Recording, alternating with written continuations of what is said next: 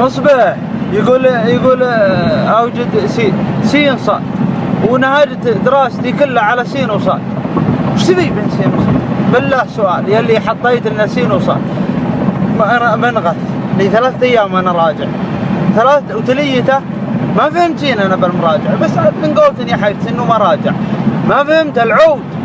ويوم من اوجد سين اذا كانت صاد تساوي 62 سلب وش نبي بسين وصاد؟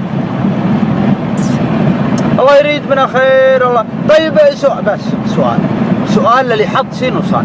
انا الحين مثلا صرت وزير تنشد القمة العربية اوجد سين يا نافذ، ما هم لاقينه. لا والله تنشد عنه لا بحياتك اليومية ولا بوظيفتك نضرب لك مثال، صرت تبي تنشد عن سين وصاد، كل الطب ما ابو سين وصاد ولا تنفع بالعملي ما ينفع. سنة دراسية الا اللي يبون يغثونا مثل اللي بيغثنا بالرياضيات بشوي.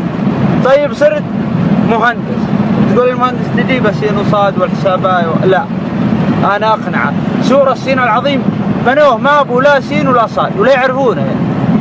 خلاص الاهرامات بنوه ما يعرفون سين وصاد، يعجز اطلق مهندس يا ابني مثلنا الحين قضينا منها. صرت عامل نظافه تنشد عن سين وصاد، هذا ما غثه. لكن الله يسلط عليك يا لافي. اقول وانا ما ابي الرياضيات، قال هذول بالعلمي وانا انا الطبيعي، ادري الطبيعي هو العلمي. هذا ما غثه اللي حطين ورب البيت اللي يدور ما غثه. سن يعني السعوديه احنا عندنا دراسه والله ما عندك الخرطي ورب البيت درسنا شيء نفق، درسنا كيف تربي بدال الرياضيات كيف تربي الضباء مثلا، نستفيد منه نصير نرأف بالحيوانات أشوى من سين وصاد. سين هذه لو يصاد سنشوى صرنا مثل راعي التيس.